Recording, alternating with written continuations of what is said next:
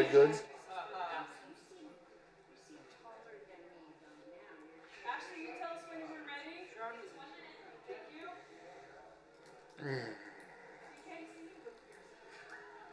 Okay, what I would like to do is put a fake picture of myself right here. So when I look up, it's cross-eyed. All clear, guys. Anytime you're ready, Mr. President. Okay, I would like to call this meeting of Antelope Valley College regular board meeting for Monday, May 12th, 2025 to order. Attendance. Trustee Harvey is absent. Trustee Reeves. Here. Trustee Gaines. Present. Trustee Buffalo. Yes. Here. Trustee Adams. Here. We have a quorum. Thank you. Public comments, announcements. Pursuant to board policy number 2350, public comment may be limited to 3 minutes per person. All speakers who would like to comment regarding the matter on the agenda must submit a public comment card to the board president or the recording secretary before the point in the meeting at which the agenda item is called. Public comment cards are available at the information table in the boardroom, from the recording secretary, or online. At this point, we will be adjourning to closed session.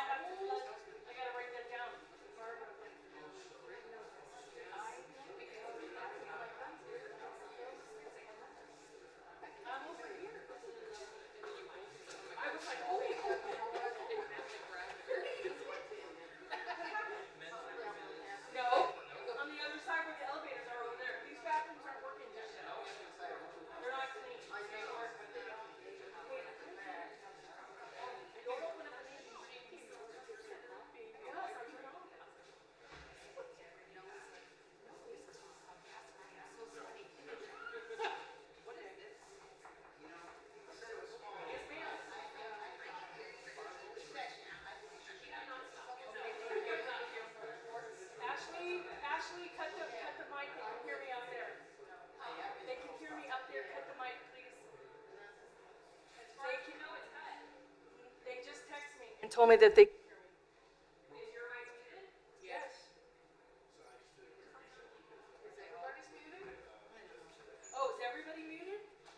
It was green light is on. It is on. No, it's not.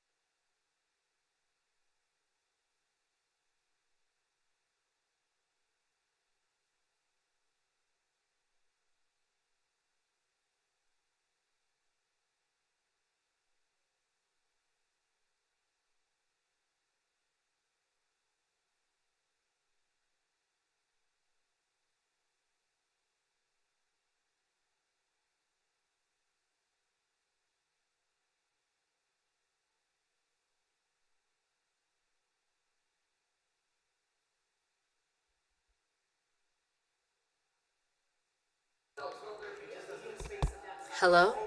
Oh shoot, I got to work. Thank you to my supporters, family, friends, the Grammys, the Oscars.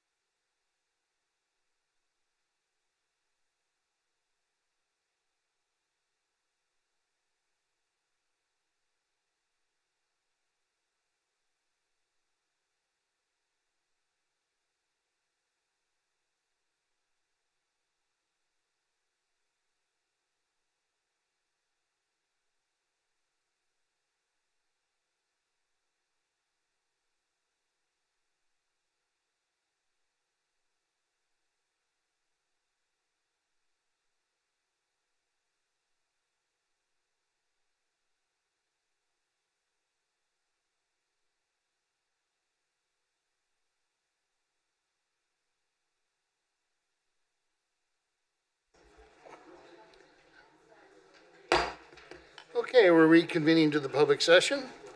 Attendance? Student trustee Rivera. Present. Trustee Harvey is absent. Trustee Reeves. Here. Trustee Gaines. Present. Trustee Buffalo. Here. Trustee Adams. Here. We have a quorum. Thank you very much. Mr. Buffalo, will you please lead us in the pledge? Everybody turn, place your hand over your heart, flag, and begin with me.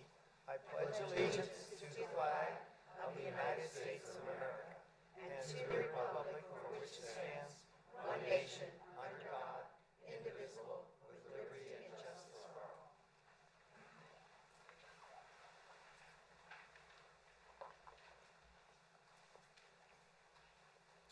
Thank you very much. I hear a motion to approve the meeting agenda. So moved. Second. Any discussion? Advice? Approve. All those in favor, please say aye. Aye. Opposed? Passes with 5 yes votes. Report of closed session action. What was that? Oh, sorry, 4 yes votes. Report of closed session action. The board took action to approve an MOU with AVC FCE, settling the effects of a layoff previously authorized by the board and authorizing the district to accept the resignation of a campus telephone operator. The vote was 4-0, with trustees Adams, Buffalo, Gaines, and Reeves in favor of the approving the MOU, and no trustees in favor of not approving the MOU. Second, the board took action to approve an MOU with AVC FCE, settling the effects of a layoff previously authorized by the board and authorizing the district to employ a program specialist, student services. The vote was 4-0, with trustees Adams, Buffalo, Reeves, Gaines in favor of approving the MOU, and no trustees in favor of not approving the MOU. Third, the board took action to approve an MOU with AVC FCE, settling the effects of a layoff previously authorized by the board and authorizing the district to employ an IT help desk assistant. The vote was 4-0, with trustees Adams, Buffalo, Reeves, and Gaines in favor of approving the MOU, and no trustees in favor of not approving the MOU. That concludes the closed session report. Public comments. Public comment announcement. Pursuant to board policy number 2350, public comment may be limited to 3 minutes per person. All speakers who would like to comment regarding a matter on the agenda must submit a public comment card to the board president or the recording secretary before the point in the meeting at which the agenda item is called. Public comment cards are available in the information table in the boardroom, from the recording secretary, or online. We do have some public comments for non-agenda items. Pamela Ford.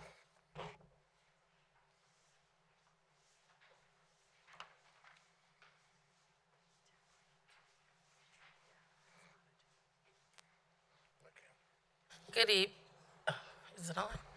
Good evening. Before I begin, Trustee Adams, I'd like to know if President Trustee Adams, I'd like to know if I can have additional few minutes, because I'm reading a statement from another classified employee. How much longer? Probably like 2 minutes. We'll give you 5. Okay, thank you. I'd like to offer a statement from a long-standing classified employee with over 2 decades of experience at Antelope Valley College, whose insight reflects a deep commitment to our campus and community. At a recent board meeting, board member Barbara Gaines shared a kind remark she received from an AVC baseball game from her friend who commented that the field looked like it belonged to a Division I school. It was a wonderful compliment, and one that speaks volumes about the care and pride that goes into maintaining our facilities. While the recognition was directed at Mr. Buffalo, I believe it highlights the outstanding work of our grounds department, especially our athletic turf maintenance specialists, who work tirelessly to ensure the Marauder Complex reflects excellence. They truly deserve our gratitude. This moment of praise also brings to light a deeper truth about the heartbeat of AVC. The efforts of our classified professionals, who often work behind the scenes to make the college function smoothly. Their dedication is visible in every well-kept field, every clean restroom, every answered phone call, and every student helped. What's even more inspiring is how we support each other as colleagues. When departments are short-staffed, as they often are, it's not uncommon to see employees step in without hesitation, ensuring services continue uninterrupted. Whether it's covering the front desk so a coworker can take a well-earned lunch break, or pitching in across roles to avoid disruption for our students. This spirit of collaboration is what makes AVC special. It's a quiet, consistent form of teamwork that puts people first, our colleagues and our students. Yet, this culture of mutual support and student-first service often goes unnoticed by those who aren't in the daily trenches. That's where we hope leadership and the board will not just hear us, but truly see us. Behind the public perception of a successful, thriving institution are dedicated teams that keep things moving, even when resources are stretched and recognition is lacking. The reality is, we serve students with commitment and care, regardless of the internal challenges we may face. Even when communication is strained, our trust feels thin, classified staff stay grounded in their mission to support students and each other. But recognition, genuine, consistent acknowledgement matters. We all want to feel heard and valued, especially when we raise concerns intended to improve our shared work environment. In my more than 20 years here, I've seen many moments of excellence and perseverance, but also many missed opportunities to build trust and strengthen our communication. We don't expect perfection from leadership, but we do hope for partnership and openness to listen, reflect, and engage in meaningful dialogue when something needs to be addressed. As the Dalai Lama once said, just as ripples spread out when a single pebble is dropped into water, the actions of individuals can have far-reaching effects. Every act of listening, every word of acknowledgement, every effort to connect, these are the ripples that can reshape our campus culture for the better. Let's continue making those ripples together.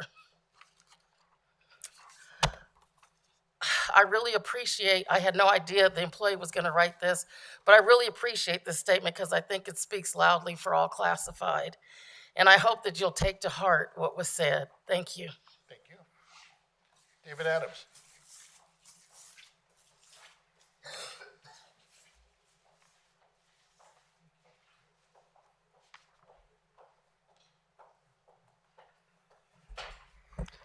Good evening, Board of Trustees, President Zella.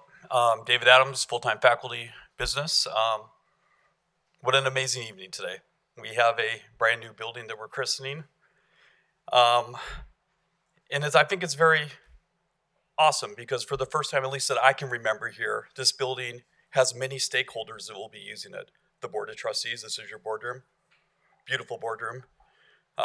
President Zellette and the VPs will be over here in offices over here that luckily enough, I will be sharing upstairs with you guys, and we will be serving students with classrooms here. It's the first time I can remember where all stakeholders of this college will be together. And I didn't come up with a speech because the way I lecture, I don't use notes or anything. And so yesterday was Mother's Day.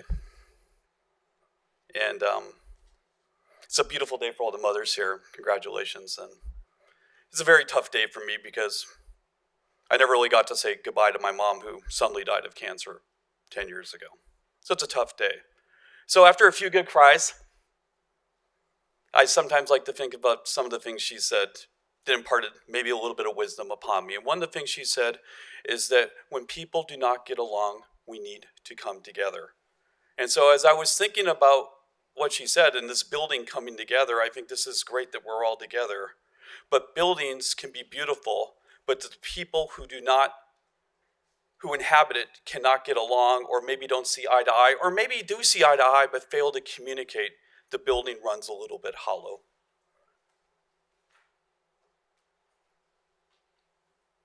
I would ask that all constituents on this campus, faculty, of which I am one, administration, the board, classified, CMS, we all do a better job of talking, of getting together. I see aspects of it. I see the leadership council here, and I think it's great. And there's a lot of good stuff on this campus. I'm not trying to diminish that. I got some of my amazing students here. Maybe they will say I do a decent job on occasion. They'll also say other things, I'm sure. But the point is, class, is that we're all here because we love this college. I'm probably loved by some, hated by others in this room, but hopefully respected by all. And I think respect coming from all constituents will help serve the dual mandate of serving our students and being kind. And so I look at this as an opportunity. And I hope that all the stakeholders here, all the people who wanted to be here today, will look at this and try to mend some bridges here, because when we work together, there's nothing that this amazing academic institution cannot accomplish. Thank you for your time. Thank you. Dr. Jason Bowen.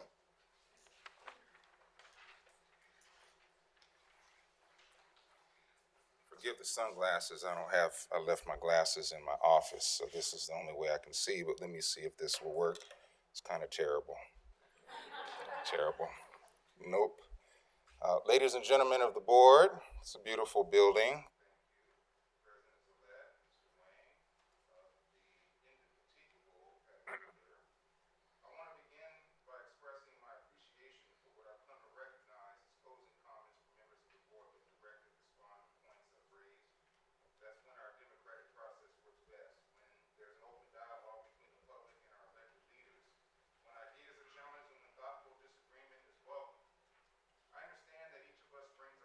Perspective, that there is right and wrong on all sides, and I certainly don't claim to always be on the right side, but I do value the conversation. At the last meeting, it was noted that the concerns I've brought forward were, quote, adult matters, and it was suggested that we should instead focus on what's best for the students.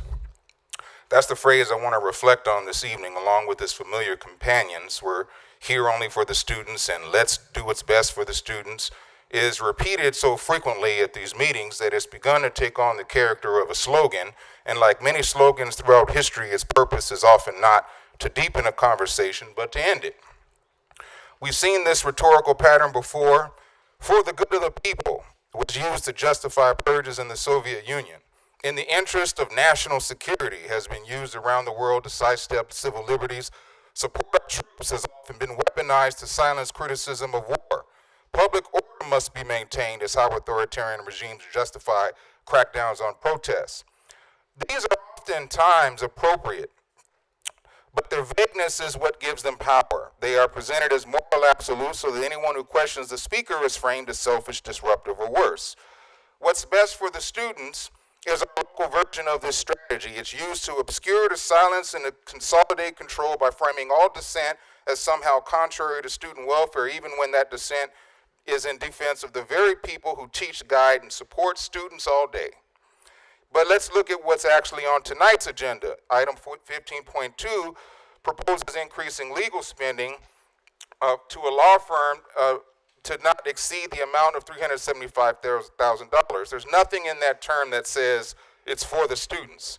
Yet the consequences of this kind of spending deeply affect them. Every matter addressed at board meeting is for the students. When the district refuses to resolve matters informally and legally, when it chooses costly, drawn-out hearings over lawful, simple conversations, students lose. I missed an entire week of class because I was needed at PERB hearings, not by choice, but because the district refused to meet its legal obligations to address the issues at the lowest level that had a real and measurable effect on my students' education. And this is not an isolated case. Human Resources once attempted to schedule multiple days of hearings that would have pulled faculty away from their students for an extended period of time. It was only after strong opposition that the schedule was reduced. But the issues run deeper than one scheduling decision. It reflects a mindset that is growing more explicit. A senior administrator recently echoed the district's belief that policy and procedure are optional when they are seen as obstacles to meeting student need. That statement is not just alarming, it reveals a fundamental misunderstanding of what student-centered governance actually is. Dr. Bowen. What's that? Dr. Bowen, your time is up. Okay, thank you. Thank you. Item 11, recognition of student leaders, recognition of the 2024-2025 Associated Student Organization Leaders.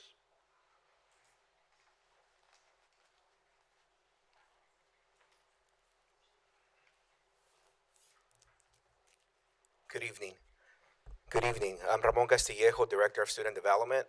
I'm the new advisor for the ASO, Associated Student Organization here at AVC, and I would like to recognize our outgoing members. Sarah Alcala Inda. She is our Associated Student Vice President.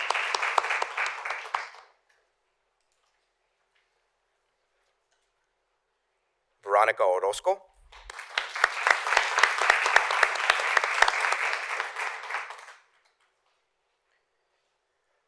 And we have Anthony Estrada as part of the ASO also, so we would like to recognize him too.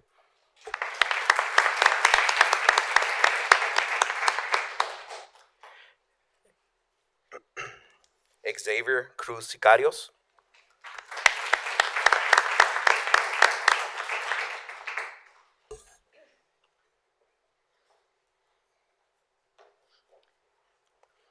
Destiny Waller.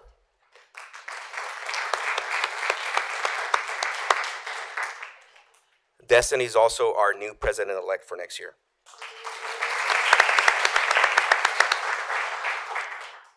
And our outgoing president, Micah Renee Lynn Wilson.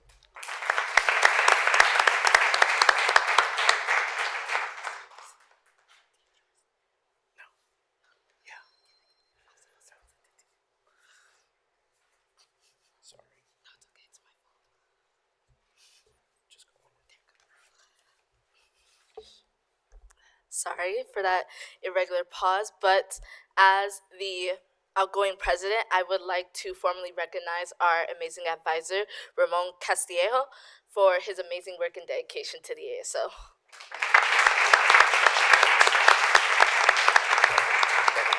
Thank you. We'd like to thank all of you and invite you for the board, please stand, and all of you please come stand in front, and then Alejandro is going to take a picture. Okay, so we'll kind of do a two-tiered thing here.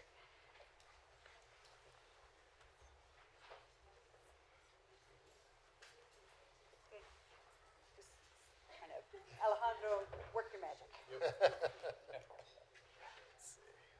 mind if I join you guys?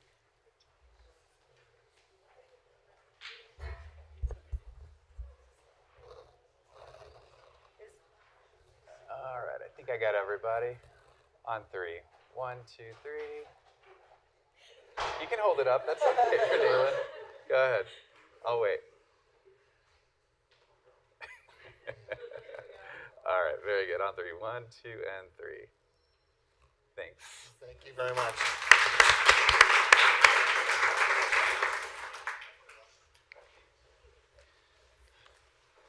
Okay, number 12. A sad time for Anthony. This is the administration of the oath of office to the newly elected student trustee.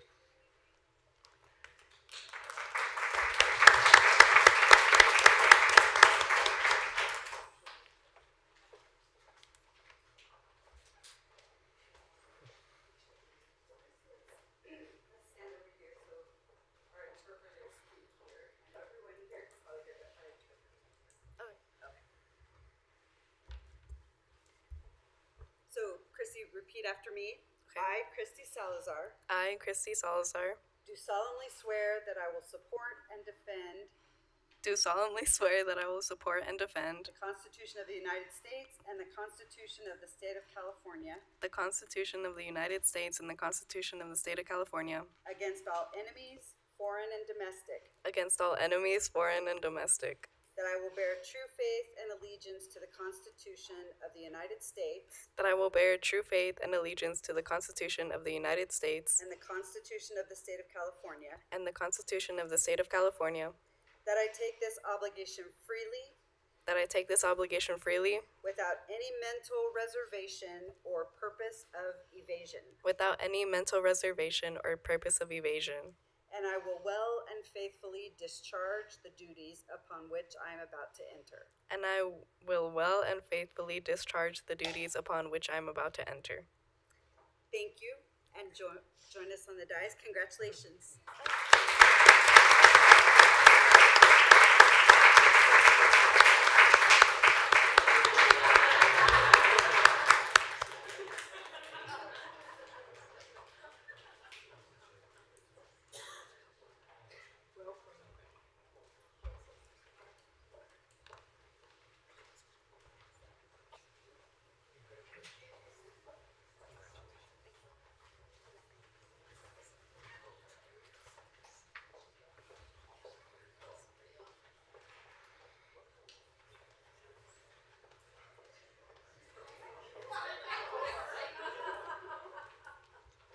Would our new student trustee like to make any announcements?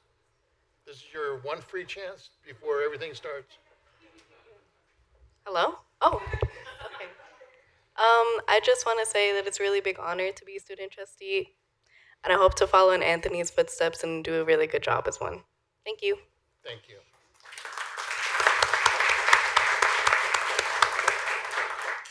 Item 13.1, ASO trip to National Student Advocacy Conference update.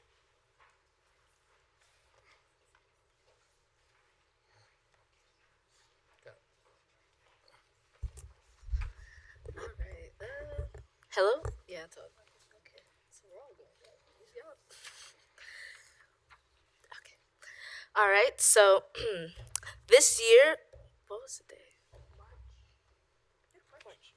This year in March, 9 student leaders, a part of the ASO, attended the National Student Advocacy Conference in Washington, D.C. This is a conference that has been held since 1982 with community college across the entire United States. They will gather to learn how federal legislation and policy impacts their education and how to advocate for issues critical to their success and the success of their peers. This conference not only impacted me, but also the ones on my board that attended. We are all very grateful for the opportunity, and we all learned much from this trip. And one of them will continue on the next slide. Okay. Sorry. We attended workshops for the first 2 days and prepared to meet with our local representative, our Senator Smith, and representatives. We advocate for continued federal financial aid, including FWS and TRIO programs, and the preservation of the Department of Education, and the passage of an appropriations bill. On to the third slide. Sorry, it's not on there. Oh, okay. So a part of the conference was to help prepare us to speak to our legislators, right? And if you're like me, I was pretty nervous because this is my first time. This is my first year of ASO, so we were all kind of nervous. But they did have workshops that helped inspire us and help prepare us to speak with our legislators. One of the workshops was led by Tensha Wilgren, who is a second-year student and advocate. She saw a problem in her community and she decided to change that. And so her workshop was based off of taking action, seeing a problem and moving to take action. What she did was she met with, but she helped to develop culturally representative plush dolls in her community. She saw that there was a lack in that, and so she advocated and went to developments and as well as sorry about that. Sorry, but she helped to basically to create culturally represented plush dolls, and now they are in stores. And so during the workshops, we came together and we asked ourselves, what are problems in our communities, that in our schools, that we can help improve on? And one of the problems was counseling and advisement issues. And so a group noticed how poor academic advising with counselors, they rely too heavily on EduNav. And so what happens is you have students taking unnecessary classes, and their solution was to develop a manual co-authorized by staff and counselors to help support students. So they would basically create like this document signed off by staff to help give counselors so they can help with the advisement issues. The second issue was lack in student engagement. A group noticed how during COVID-19 there was a lack in students coming to the events that we throw. So we take a lot of preparations, to make events, for instance, like Club Rush or whatever. And those students, oh my goodness. Sorry. Okay. I'm nervous. Okay. Sorry. Okay. Sorry. It's my first board meeting. Please forgive me. But okay, so those students came together and decided to do social nights. So helping students who may have lost their social skills, like me during COVID, and relied during TikToks and things of that nature, and to learn how to socialize again and how to form community so they could come to campus and and socialize. Last but not least was networking through real life scenarios. So during this workshop, we learned how to take what we learned from our social skills, right, and walk around this room and figure out what problem could we help solve. So what information do we have access to that can help someone, be the answer to someone's problem. Okay, but that was kind of what our workshops consisted of. Thank you. Oh my God. So, alongside the wonderful workshops that provided insight into the sharpening of our leadership skills and advocacy skills, there was a plethora of learning opportunity. And as a double major for history and political science, being at DC was like Disneyland for me. So DC within itself, as a location, feels like a museum, ranging from all academic disciplines and every single corner that you turn. So the National Academy of Science and the Smithsonian as well.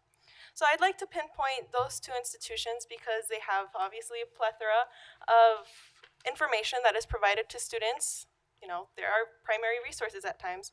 And they also highlight the history of advocacy and the legacy that a lot of people have left over decades. So even on our free time, we were all learning something valuable from visiting museums such as the Smithsonian or by simply visiting the Monument Hall. At the Smithsonian, my peers and I were able to appreciate the vastness of information at our hands, from the earliest humans to what our home used to be, to how we've evolved physically, socially, and technologically. The United States Capitol also provided a deep insight to this nation's history, both ugly and the beautiful, our political system, and how we've progressed and are progressing, and reminding us that et pluribus unum, out of many, one.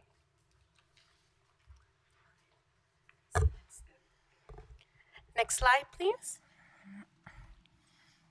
So the main key takeaway from these workshops that Destiny was mentioning was to help us prepare for our Hill visit to speak to our representatives in Congress.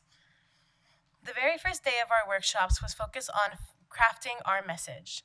We learned how to tailor our advocacy conversations based on who we were speaking to. For example, if a legislator supports reform-based policies, that we would frame our topics to reflect that. This was in order to make connections with those who can cause action, to make sure that our voices were heard and that the appropriate action was taken. On the second day of our workshops, we were focusing on finding and using our voice. One powerful speaker shared her story about losing her voice before an important recital. While this did occur in elementary school, as she did share, this moment highlighted and, this moment showed her how important her voice was to being her true self. And I can say personally in the meeting with our representative, this helped me prepare a brief message about how my personal experiences have actually impacted my education here at Antelope Valley College, specifically in regards to financial aid and federal work study. So these workshops, well, maybe some in other campuses may have seen as maybe boring, for me, they were a huge takeaway because not only did it allow me to progress professionally, but also I'm a very quiet person naturally. So I also grew tremendously, and I use the skills that I learned from these workshops to serve our students every single day. Next slide, please. And on to our last slide, the results.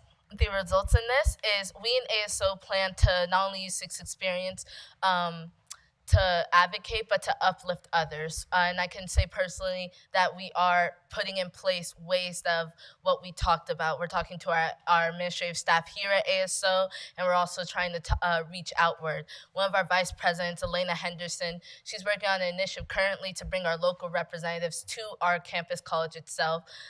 She has a date planned, and right now we're just reaching out to see who can come so students can come personally to talk to that local representative.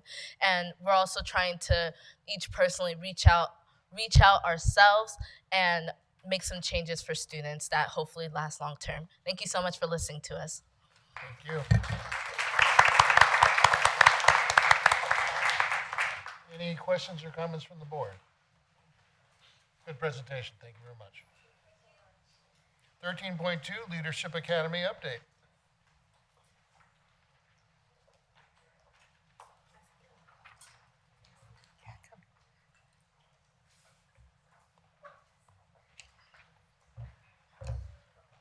Okay, so while everyone joins me, good evening, trustees, President Zealot, and guests. It is so lovely to be standing before you all this evening in this beautiful new space.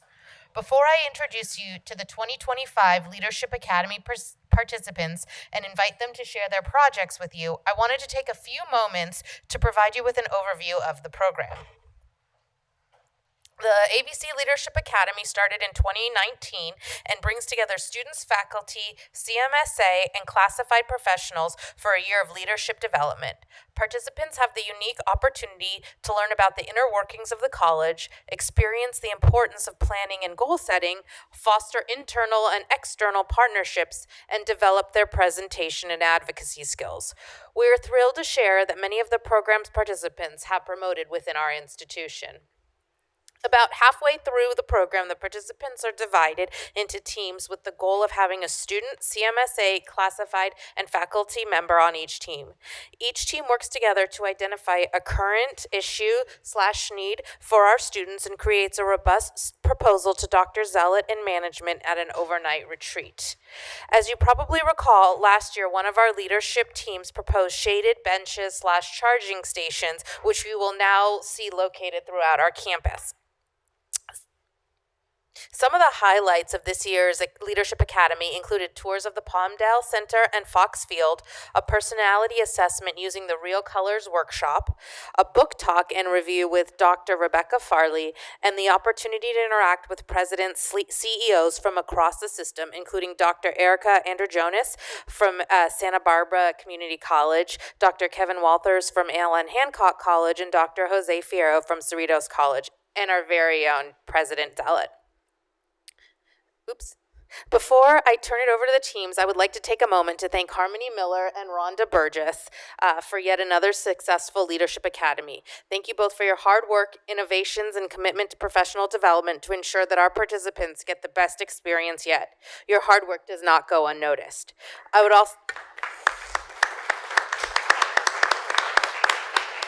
also like to give a brief shout out to Dr. Farley for her facilitation of the book talk. And finally, to President Zealot for your continued support of this important program. It's now my privilege to introduce you to the 2025 AVC Leadership Academy participants. Hello, my name is Connor Lofnicek. Hello, my name is Samantha McConnell. I'm Stephanie Oriana. Good evening, my name is Carlos Rosas. And this is our presentation about farmers markets for AVC. Our mission is to create a sustainable, accessible space for fresh local produce here at AVC, while at the same time supporting our community, local economy, and our locals' health. So we are proposing, if this project follows through, provide the farmers market on the first and third Wednesday of every May through September from 8 a.m. to 12 p.m. And that's just a proposal. Possible locations would be lots E and A4. Currently, there are only 4 farmers markets in the Antelope Valley, and we want to pride ourselves to copycat College of the Canyons, who had, sorry about that, but not that they're better, but they've been holding their farmers market for a very, very long time on Sundays at their college campus. What would this do for AVC? Provide a positive impact, support healthy living, build connections, and a greater social impact on our community.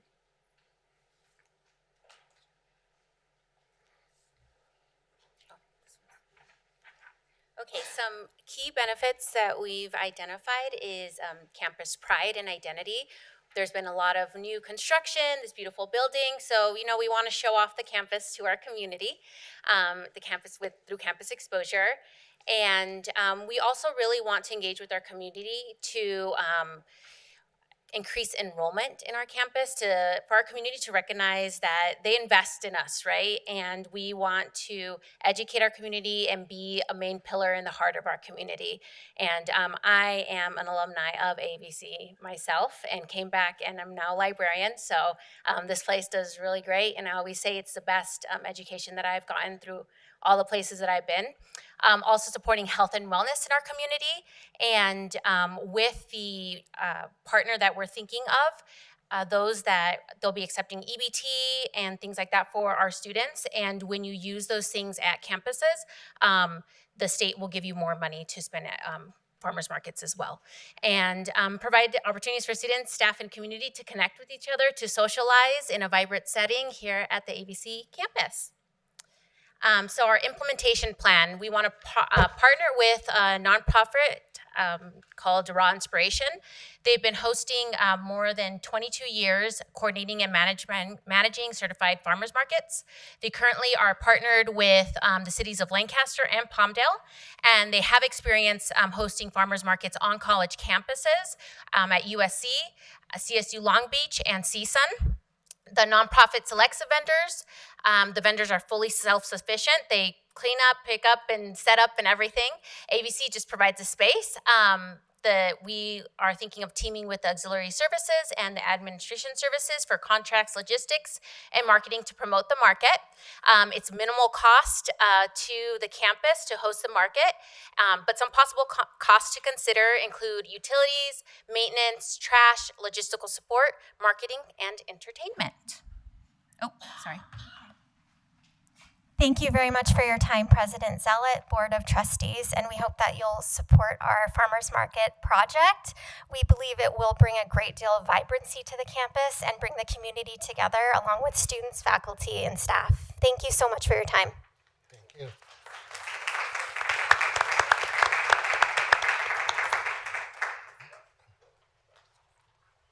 Hello, esteemed board members, Dr. Zealot.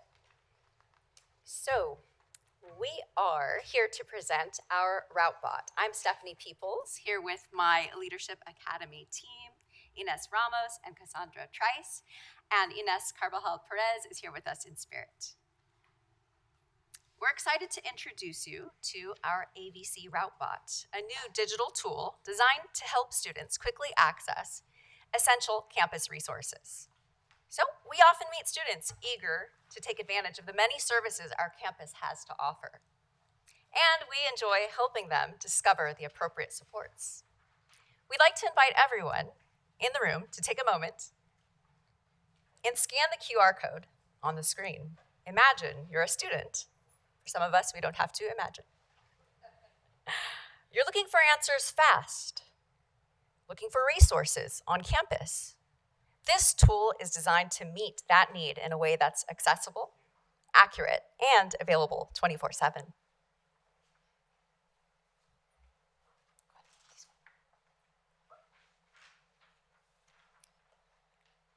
focus on robot objective. To provide the students with quick and easy access to all available resources at AVC, helping them navigate the campus and get the support they need. K-Future, instant access to resources, academic, financial, health, etc. 24 hours availability to assist students anytime, anywhere.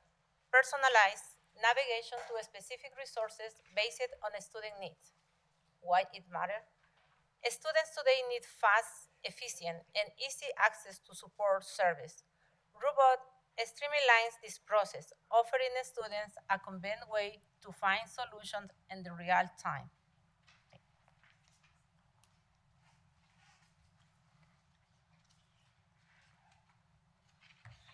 We also have support, food and housing assistant, health and wellness, student health services, mental health and timely care, telehealth, transportation services, counseling services.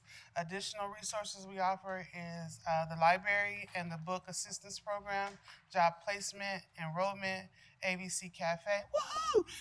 Technology assistance, and we would like to thank the board for listening to us, and we hope that you support the RouteBot in the upcoming season. Thank you.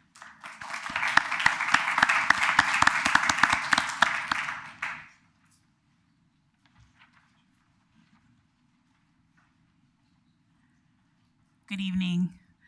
We are leadership team number 2. My name is Carla Corona. I'm Debbie Lindsay. Ana Mendez. I'm Paris Solis. And we are going to present to you the AVC Outdoor Wellness Spaces. Lancaster Campus will be named Whispering Winds, and Palmdale Center Zen Zone. So our proposal, it begins with our purpose. We would like to offer calming, natural spaces for students to relax, refresh, and reconnect.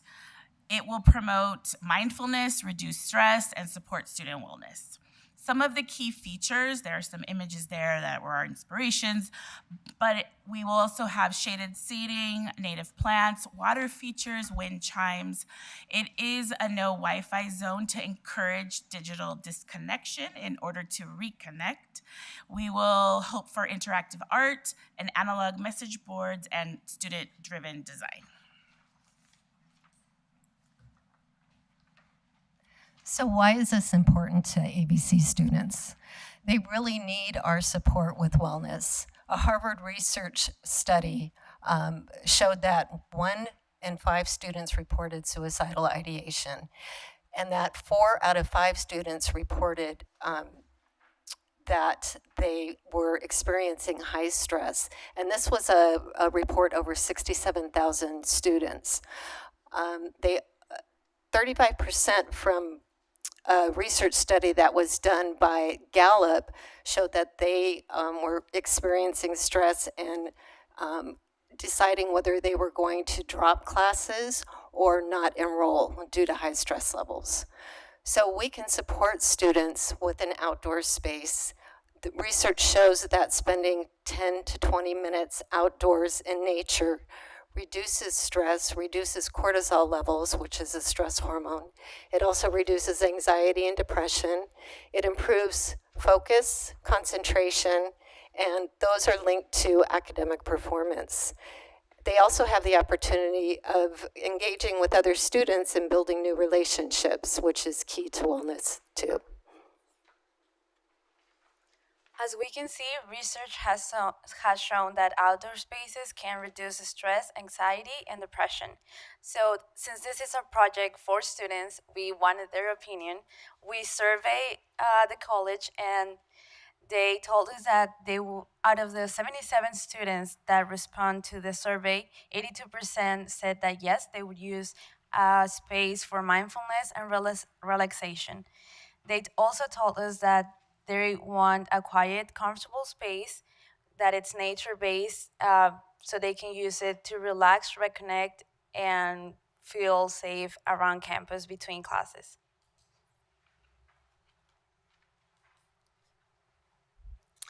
Lastly, our project directly supports AVC's strategic goal by boosting retention, enhancing campus appeals, and aligning with the SERVES initiative to promote equity. It also strengthens student pride and community engagement. With the board and president's support, we can make a lasting impact for thousands of students each year. Our team thanks you for your leadership and continuous commitment. Thank you.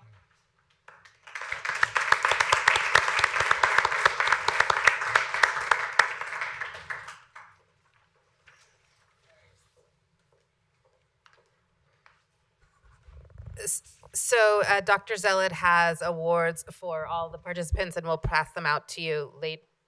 Now? Now? Now. Okay. How would you like to do that, Dr. Zealot? How about if I call your name and then we can take your certificate. We'll line up and do kind of the picture like we did before, okay? Cassandra Trice.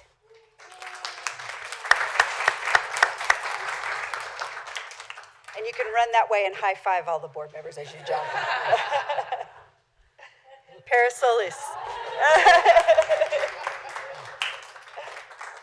Congratulations. Carlos Rosas. Thank you. Inez Ramos. Good job, Inez. Congratulations. Stephanie Peoples. Thank you, Stephanie. Congrats. Stephanie Orellana. Thank you, Stephanie. Ana Mendez. Thank you. Samantha McConnell. Congratulations. Debbie Lindsay. Congratulations. Connor Lonachek. Get it right. Close. Lofnicek. Congratulations. Carla Corona. Yay. Congratulations. All right, trustees, please. Okay. Yeah. Come on, Christy. Scooch. All right, I can't see Trustee Adams. Oh, there you go.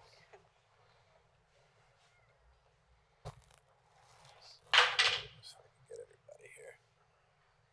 All right, on three, everyone. 1, 2, 3. Perfect, thank you. I've got it.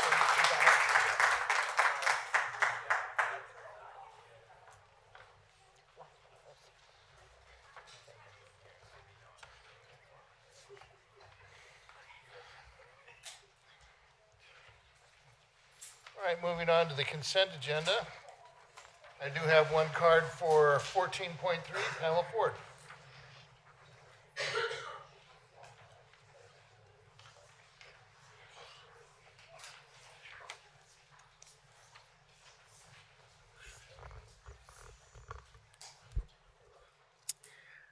I just had a question about 14.3. I don't know if this is an error or an oversight, or if it's not time to put this in the personnel schedule, but there's no change in status for our interim dean, Carlos Rosas, of counseling, and I just wondered if that should have been on the personnel schedule. And we're very happy about this change because we really, we're not happy that Rashida's gone, not at all. We're still crying over that. But we're happy that for the choice that Carlos was made the interim dean. So I didn't know if it should be on there or not.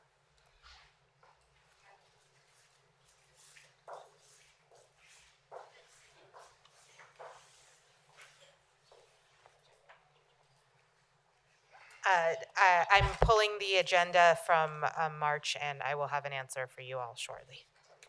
Thank you. What month are we in? I meant April. Sorry. Thank you.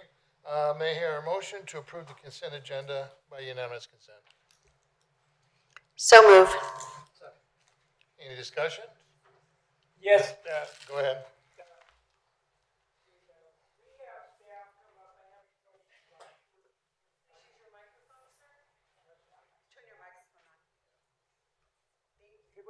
staff come up? I have a question about 14.9.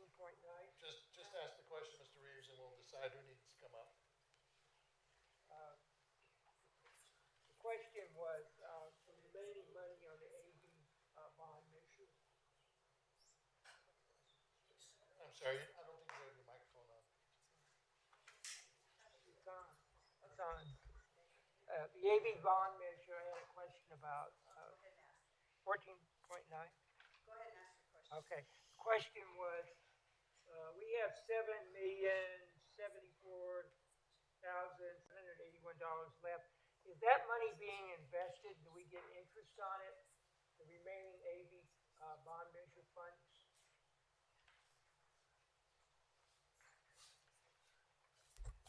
We do get interest earnings on that money, even money that's sitting there and not invested in the endowment. Okay. Yeah. Thank you. Any other questions or comments from the board? Advice? I approve. All those in favor, please say aye. Aye. Aye. Opposed? Passes with 4 yes votes and 1 absent. 15 action items. 15.1. Approval of Antelope Valley College Federation of Teachers, AVCFT, initial proposal to the Antelope Valley Community College District for collective bargaining agreement negotiations for 2025 to 2028. May I hear a motion? So moved. Second. Discussion? Advice? I approve. All those in favor, please say aye. Aye. Opposed? Passes with 4 yes votes and 1 absent. 15.2, approval of an annual not to exceed increase with our professional service agreement with Atkinson, Andelson, Loya, Rude, and Romo, AALRR, for legal representation and services from 2024 through 2026. May I hear a motion? So moved. Second. Thank you. Can I have a card for that? Emma Ford.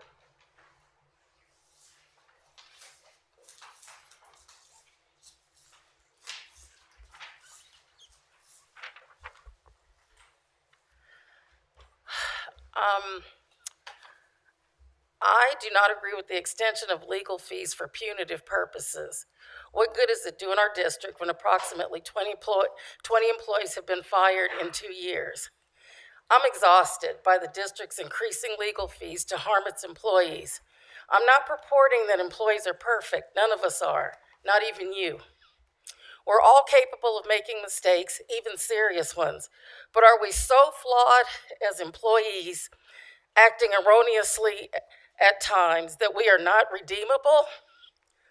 And administrators so high and lofty that you can only judge your employees harshly without regard for your own imperfections?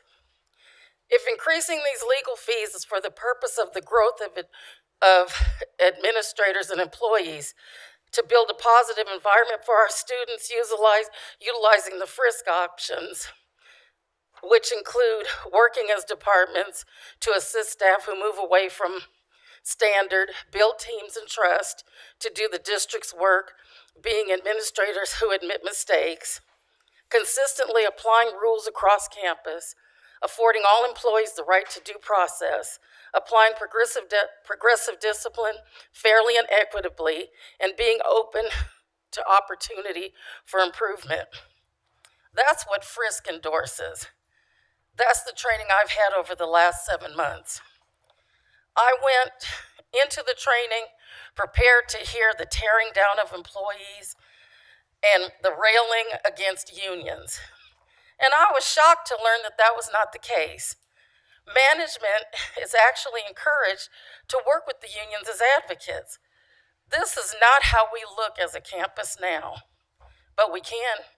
If AALRR is allowed to provide ongoing training to managers and administrators, I would even encourage it for staff so they can see the managers are encouraged to let staff know they're on their side, that they want to see them succeed, that they should have a say in their own development plans, that both sides need to be heard during discipline meetings, and that there's allowance for a cooling off period, that no discipline should be meted out in earshot or the vision of other employees or students.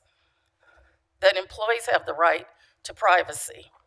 But that's not the case, is it? Not in the Student Services building. Don't take my word for it. Go see for yourself. There's no window coverings in times of employer-employee matters, such as evaluations or improvement meetings. Everyone can see. Go see for yourself. And why did I have to bring to the attention of HR that it was not appropriate to hold a Skelly hearing in the hub? If you want to spend my tax dollars on attorneys, let it be to build us up, to help us build a bridge so that we can all get over it, to be a united community again in a positive environment for our students. Thank you. Thank you.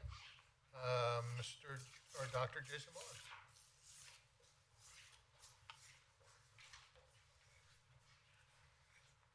Again, forgive the sunglasses. Hear me? Is this? No, forgive the sunglasses. I can't see without them. Every concern about working conditions, due process, legal compliance, or administrative overreach directly impacts student success, access, and opportunity. If you erode the foundation between those of us serving students, you're shaking the ground beneath the students we serve.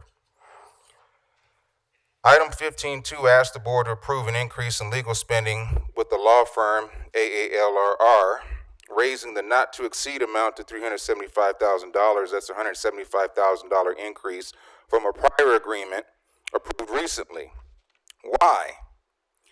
One answer is because the district has created a culture in which employees are viewed not as partners in service of students, but as liabilities to be managed.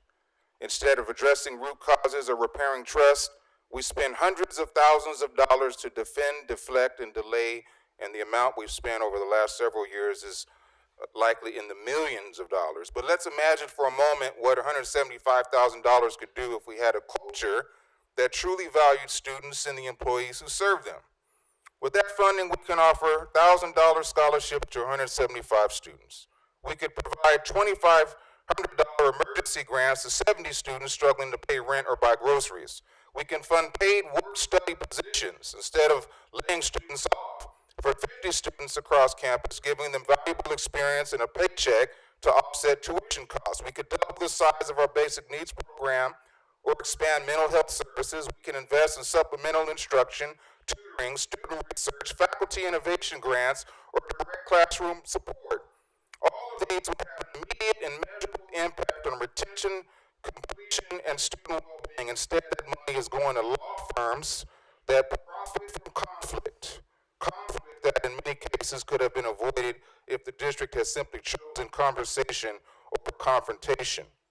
Legal counsel has its place, but when it becomes a substitute for leadership, when every issue becomes a legal strategy instead of a human conversation, then we've lost our way. A college that constantly finds itself in legal entanglements is not one that's functioning well. That's one that's compensating for poor governance, eroded trust, and an unwillingness to engage in good faith with its own people. The overuse of legal services is not a sign of diligence. It is a sign of dysfunction. And it is the students, always the students, who ultimately pay the price. Thank you. Thank you. So for 15.2, any further discussion? Yes, Mr. President. Dr. Boeing and Ms. Ford know that I've addressed this subject before about legal fees. And I addressed it tonight, and I have concern. It's a lot of money.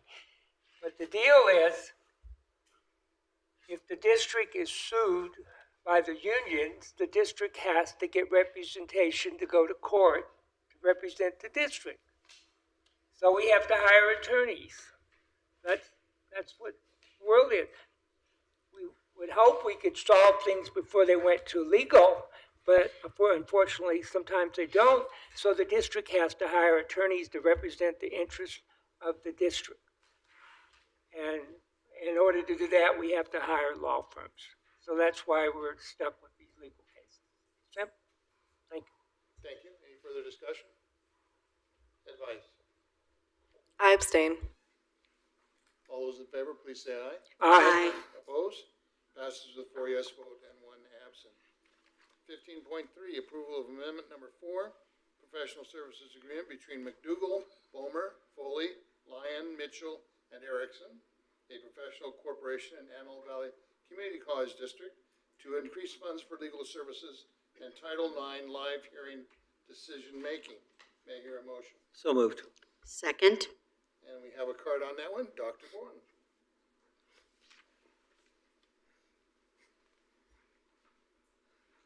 Thank you, ladies and gentlemen of the board. Again, forgive the sunglasses. If we had a culture where we could resolve matters at the lowest level, we would not be in the circumstance that we're in. For example, from what I am aware of, we see the end of the light of the tunnel with regards to the calendar PERB, but that was not a matter that needed to get this far to begin with. That predated President Zillette, but there were many individuals who shared what the law was, but the board decided to ignore that, and so we have the current circumstance. So a lot of I would say all of them could be resolved at the lowest level without needing litigation. In any case, tonight, item 15.3 asks the board to approve yet another amendment to an outside legal services agreement, this time for Title IX hearing decision-making. This is not the first agreement or amendment. It is the latest in a pattern of over-escalation, overspending, and over-reliance on legal firms to do what we should be doing ourselves. An attorney recently remarked to me, someone we don't work with, "I've never seen anything like what I see at your college. Your college investigates everything." She followed with, "It's not necessary to investigate everything. Here at AVC, we don't assess, we escalate. We don't resolve, we litigate. But here's the truth. We're not required to investigate everything. But we do because that's the bar for progress, apparently, is how many investigations are ongoing. In fact, our own policies say otherwise. We have other choices. Under AP 3434, which governs Title IX complaints, the district is required to conduct an initial assessment, not an automatic investigation. The policy explicitly states, quote, "A report of sexual harassment to the Title IX coordinator does not necessarily lead to a full investigation. The Title IX coordinator will make an assessment to determine if there is a safety risk to the campus. Only if that risk exists or if the jurisdiction falls under federal law if that's met, does a formal complaint become necessary. The policy even allows for informal resolution involving mediation when appropriate." AP 3435 says, "The Assistant Superintendent Vice President of Human Resources shall consider allegations and determine the appropriate course of action. This may include efforts to informally resolve the matter or a fact-finding investigation." So yes, an initial review is required, but a full investigation is not. What's required is judgment, discretion. And unfortunately, that's what's been lacking these last several years. The problem isn't the policy, it's the people choosing how to implement it. Instead of using discretion to protect students and resolve concerns responsibly, we've cultivated a culture, the district's cultivated a culture that treats every complaint like a courtroom drama. Then we outsource the work. We pay millions of dollars, spending thousands of dollars for outside hearing officers, even when the matter could have been resolved in-house, quietly, fairly, and legally. This approach is not sustainable, and it's not student-centered. It affects the people who serve the students, spoiling them out of classrooms. What could that money be doing instead? It could fund textbook vouchers. It could pay students to serve as peer advocates and Title IX outreach. It could support trauma-informed training, or finally help us provide culturally competent counseling services, something our students are still waiting for. Thank you. Thank you. We're still at 15.3. Any further discussion? Yes, Mr. President. The board has to stand up for the college. We get in these situations with employees. The employees appeal to the courts because they don't like the decision of the college. We have to hire attorneys to represent us according to the law. That's the bottom line. No one likes to pay high legal fees, but we have to because we get into these lawsuits where the employees let it go and go and go. We have to respond. Thank you. Thank you. Any further discussion? Mr. Chair, Matthew Wang, legal counsel. Wanted to also discuss some of the legal fees. A lot of the legal work is related to personnel and hearings, but also there's a considerable amount of work that other firms do for this college that that reflects the purchasing laws of the state, getting this building built with the contractors, and ensuring that students have enough supplies, services. I've personally written contracts so students get milk. A lot of legal fees go. A lot of legal services go into the background, and they're not immediately visible. Just wanted to let everybody know that there are significant amounts of time spent to ensure that the districts is protected with respect to even something simple like facilities. Thank you. Any further discussion? Advice? I abstain. All those in favor, please say aye. Aye. Opposed? Passes with 4 yes votes and 1 absent. 15.4, approval of resolution number 24-25/20, transfer of assets into the district's other post-employment benefits OPEB trust. May I hear a motion? So move. Second. Discussion? Advice? I approve. All those in favor, please say aye. Aye. Opposed? Passes with 4 yes votes and 1 absent. 15.5, approval of resolution 24-25/21, declaring the week of May 18th to 24th, 2025 as classified school employee week. May I hear a motion? So move. Second. Discussion? Advice? I approve. All those in favor, please say aye. Aye. Opposed? Passes with 4 yes votes and 1 absent. 15.6, approval of resolution number 24-25/22 for authorization for internal use of mobile welding trailer. May I hear a motion? Move approval. Second. Discussion? Advice? I approve. All those in favor, please say aye. Aye. Opposed? Passes with 4 yes votes and 1 absent. 15.7, approval of resolution number 24-25/23 for authorization to enter in memorandum of understanding for external use of mobile welding trailer. May I hear a motion? So moved. Second. Discussion? Advice? Approve. All those in favor, please say aye. Aye. Opposed? Passes with 4 yes votes and 1 absent. 15.8, approval of resolution number 24-25/24, declaring the futility of public bidding for an enterprise reporting and document distribution system. May I hear a motion? So moved. Second. Discussion? Advice? Approve. All those in favor, please say aye. Aye. Opposed? Passes with 4 yes votes and 1 absent.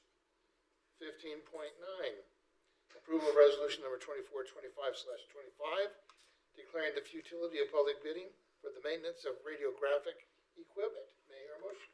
So move. Second. Discussion? Yes, Mr. President. I can't believe with all the hospitals and medical clinics that we can't get someone to maintain radiographic equipment. Sir, the warranty ran out on the equipment. Investigation was done into who maintains that kind of equipment, and this was the only firm that maintains that equipment. Okay, thank you. Thank you. Any further discussion? Advice? Approve. All those in favor, please say aye. Aye. Opposed? Passes with 4 yes votes and 1 absent. 15.10, approval of resolution number 24-25/26, declaring commitment to diversity. May I hear a motion? So move. Second. And I have a card on that one, Dr. Bowen.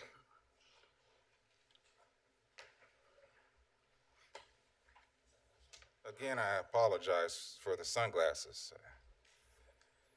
I support the most qualified person for a job.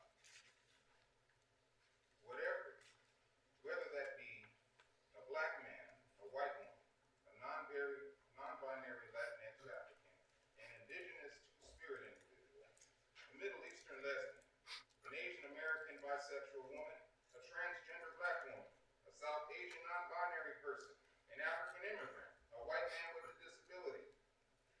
The list is very long because humanity is so diverse, and I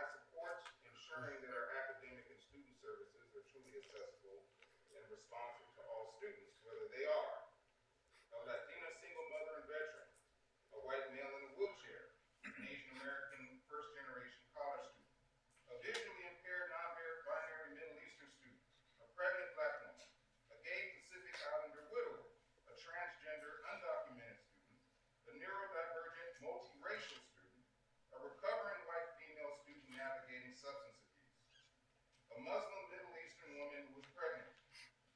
The list is much longer because humanity is so diverse.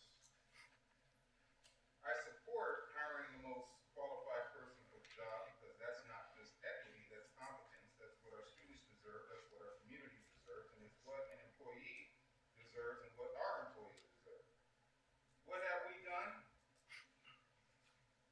In the past year, the most qualified candidates for a key position, a woman of color, a man of color, and a white male, were all passed over. In each case, the person selected did not bring comparable qualifications or lived experience. A year prior, a black man with an overwhelming amount of community support and clearly superior qualifications was also passed over. What did we choose?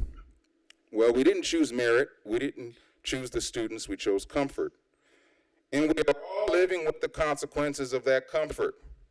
Departments are struggling, morale is sinking, students are being underserved, and as difficult as it is to admit, it's getting worse. We're voting tonight on a resolution that I support, that says all the right things. We voted on the same one almost exactly a year ago. The words haven't changed, but nothing about our practice has either.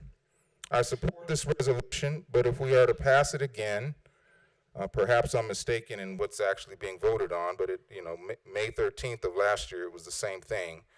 But if we're to pass it again, let us live by it. Thank you. Thank you. We're on 15.10. Any further discussion? Yeah, yes, Mr. President. I want to know who wrote up the statement that we're going to vote on. Dr. Bowen is correct in that this is the statement that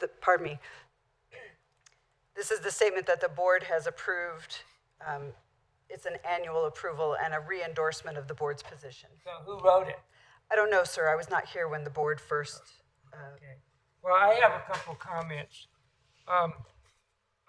I said that the first time we voted on this, that AVC has gone out of its way in diversity. This was in the budget papers that were submitted with our agenda. And here's some of the figures. AVC spends $1,607,000 on California College Promise. AVC spends $2,145,000 in disabled student services.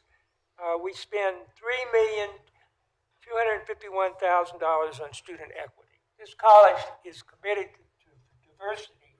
I don't want this to be a reflection that we're not doing something. We are doing something. I support it, but let's be clear, this college is committed and doing something. Any other discussion? Advice? Approve. All those in favor, please say aye. Aye. Opposed? Passes with 4 yes votes and 1 absent. 1511, approval of resolution number 2425-27 for authorization for delegation of emergency action for Child Development Center restoration. May I hear a motion? Move approval. Second. Discussion? Advice? Approve. All those in favor, please say aye. Aye. Opposed?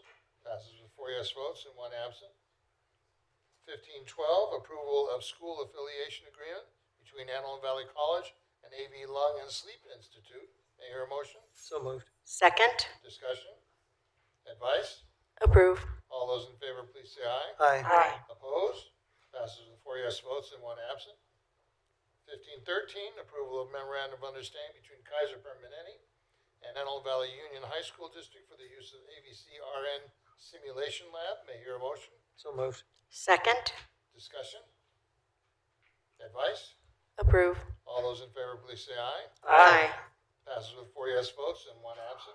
1514, approval of university services agreement between the Regents of the University of California on behalf of its UC Davis Center for Integrated Computing and STEM Education and Antelope Valley Community College District for the Girls in Robotics Leadership Ujima Girl using the UC Davis C-STEM Ujima Girl curriculum and Antelope Valley Community College's districts, equipment, staff, and facilities. May I hear a motion? So move. Second. Discussion? Advice? Approve. All those in favor, please say aye. Aye. Opposed? Passes yes votes and 1 absent. 1515, approval of the services agreement between Outfront Media Incorporated and Antelope Valley Community College for billboard advertising to promote Antelope Valley College. May I hear a motion? So moved. Second. Discussion? Yes, Mr. President. Last time we voted on this, I asked if there was a survey to determine how many students were affected by the billboard advertising that caused them to go to AVC. And we were promised that the stats would be provided to show that these billboards are really functioning like they should. And I object to some of the billboards because you can't read them off the freeway. And the message is complex. You can't really read it and understand it. So are we ever going to know how many students attend this college because of the money that we spend for billboards? President Zalet? Yes, sir, that's actually the perfect segue. We actually, I'll give you some of the stats that you asked for. Our team, our marketing and public information team, actually won an award along with our digital social media advertising agency for, they won the gold in digital advertising category at the Community College Public Relations Organization's 2025 Pro Awards. And here's, the award recognizes AVC's digital and social media campaign from 2024, and that includes the billboards as well.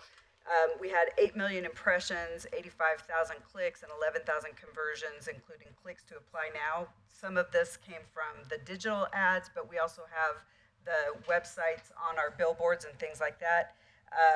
So the media campaign is driving students to our website, and it's driving them to our Apply Now page, and it's resulting in more students. But we don't have any numbers, specific numbers, do we? I just gave you some numbers, but I could get you some more if you'd like. Like 8,000, 10,000, something like that, that would show there's a big impact, or is it just a small number of students? I can get you more discrete numbers broken down in more specific categories, but the award for the whole media campaign, they were awarded the gold medal based on the enormous response to the campaign. And so it's effective, and it is driving students toward our enrollment pages. Oh, okay, thank you. Yes. Any further discussion? I wanted to ask what languages the billboards are going to be posted in. Our billboards are already posted in both Spanish and English, and it's determined based on largely the region that it's in and the population in that area. Thank you. Any further discussion? Advice? I approve. All those in favor, please say aye. Aye. Opposed? Passes with 4 yes votes and 1 absent. 1516, approval of contract renewal with Lamar and Antelope Valley College for billboard advertising in support of the 2025-2026 enrollment campaign. May I hear a motion? So move. Second. Discussion? Advice? Approve. All those in favor, please say aye. Aye. Opposed? Passes with 4 yes votes and 1 absent. 1517, approval to award RFP number AVC 2024-2025-4 for a student health services provider to Bart's Altadena Community Health Center. May I hear a motion? So move. Second. Discussion? Yes, Mr. President. Does this mean we're going to have a health center on campus? Yes, sir. We actually already have the facilities and the staff under Dean Jill Zimmerman. Thank you for your work. They've been working hard to get a contracted agency in there to offer more complete health services for our students. Any further discussion? Will the current student workers that are currently employed at the student health center be able to work there? Yes, they will. Okay, thank you. Any further discussion? Advice? Approve. All those in favor, please say aye. Aye. Opposed? Passes with 4 yes votes and 1 absent. 1518, approval to utilize the Foundation for California Community Colleges Administrative Services agreement with Fastenal Company for the purchase of maintenance, repair, and operations, supplies, and related services. May I hear a motion? So moved. Second. Discussion? Advice? Approve. All those in favor, please say aye. Aye. Opposed? Passes with 4 yes votes and 1 absent. 1519, approval of amendment number 2 to services agreement between Kruger Benson Zemer Architects and Antelope Valley College for the landscape access points and campus pathway upgrade, number 23-015, with scheduled maintenance funds. May I hear a motion? So move. Second. Discussion? Advice? Approve. All those in favor, please say aye. Aye. Opposed? Passes with 4 yes votes and 1 absent. With the board's approval, I would like to combine 15, 20, 21, and 22, as they all are concerned with catastrophic events funds. May I hear a motion? So move. Second. Discussion? Advice? Approve. All those in favor, please say aye. Aye. Opposed? Passes with 4 yes votes and 1 absent.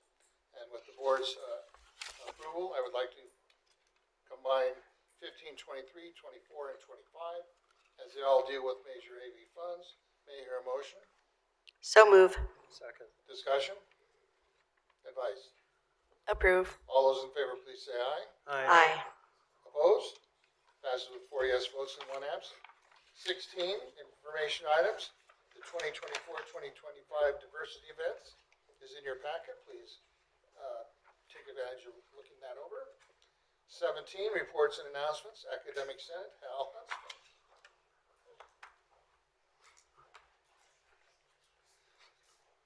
Good evening, trustees, President Zealot, Mr. Wang, Ms. McClure. I do want to, before I really begin, extend a special welcome to our new student trustee. Congratulations and welcome. Tonight, I really want to sort of have a theme that's around collaboration. And I don't know about you all, but I really enjoyed hearing from the students in their trip to the conference, and then also from our Leadership Academy participants. To me, that was a great example of the ways that we serve students and that we work together to do that. This time is the time of year when we're looking forward to graduation. Faculty, especially, this is our favorite time of year, not only because we're going to graduate, but of course because we're almost done with the semester. But that graduation does not happen without the collaboration of everyone. There are so many administrators and classified staff and faculty who work together to make that a great experience for students. So it's another great example of the way we collaborate together to put on good events. In addition, there's a couple things that are really impacting faculty right now, which you've heard me talk a little bit about before. We're in the middle of continuing to revise courses to meet the state mandates based on the Common Course Numbering Project. There are 6 new courses in the fall schedule with new course descriptions and numbers, and in some cases even names. If you're looking for, anybody out there looking for Math 115 in the schedule, you will not find it because it's now Statistics C1000. But again, that work, a lot of it done by faculty, would never successfully get done if it weren't for the classified staff and the administrators who also help make that happen. Also, another big project that's in progress is the Credit for Prior Learning project, which is a big mandate from the state that faculty are definitely involved in heavily, but also, again, there are so many different pieces to this. This is really a big benefit to our veteran students and other students coming to the college with lots of past experience, work experience that can help them further their educational goals. Wouldn't happen if we didn't have lots of folks making it happen. And I expect you're going to see some board policies because we need to update them to help make the process smoother for students. My last one is I want to, and I think I have a couple of pictures here. Earlier tonight, there we go, one. Just stay right there for the moment. Earlier tonight, you approved a resolution for the external use of the welding trailer, AVC's welding trailer, yeah. But this is an internal use of the welding trailer at the Poppy Festival on the AV Fairgrounds. There's a couple others. We also have, if you don't mind going forward there, to see the race car that we have and the Marauder Racing trailer. And I think there's one more. There you can kind of see there's a little bit perspective on the car with the welding trailer, and of course the car trailer on the right, and the rest of the fairgrounds there in the background. This is, again, something that would not have happened without a big collaboration. During the event, we actually learned that many in the community were not even aware that programs like welding and auto body even existed at the college. And the response was really great. People who were there said that the only real detractor to having more, there were people sitting in the car, they were walking in and out of the trailer, seeing all kinds of stuff. The weather was a little rainy, kind of kept people away, but otherwise it was a tremendous response. Would not have happened without the dedicated work of many AVC employees. I especially want to recognize instructional assistants, Anthony Diaz and Pedro Mejia, working alongside welding faculty Travis Lee and Caleb Healy, and auto body faculty Tim Sturm. Jen Wynn from the Office of Aerospace, Industrial Arts, and Applied Technologies also needs special recognition for her contributions, along with the interim dean, Mulvaney Trask. Several AV students also volunteered their time to be there and help represent the college with our community. Similar, by the way, if you're interested in seeing something like this, it's going to happen again at the Palmdale Block Party on May 15, on this Thursday, so you can go and see the welding trailer for yourself if you haven't already, or if you just love it so much that you want to see it again. So again, I really want to echo some of my colleague Pam Ford's statements about the importance that classified staff, because none of this would happen without them. And we work together with them, as I know administrators do as well. So with that, I'm going to say goodnight and thank you. Thank you. Antelope Valley College Federation of Teachers, Dr. Jason Bowen.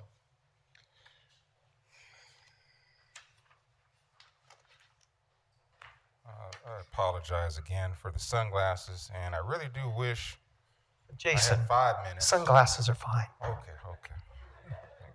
It's just, if I had a choice, I wouldn't have them on. I wanted, first of all, I'd like to thank the board for this beautiful boardroom, for the building, for your support. It's going to go a long way in increasing the prestige of the college, and it's a source of pride for the community. I did want to comment on some comments, so I'm looking for my comments. Not every matter, most matters do not require the involvement of attorneys. I always appreciate the board sharing their perspective. Again, I'm just commenting on some things that were said earlier. Yes, we appeal decisions that we don't like, but then we go on to win them. So it's clear that if we were to work together, it wouldn't even get to that point where we have to appeal, because since we win them, what that means is that the state of California finds that there's merit in our disagreement.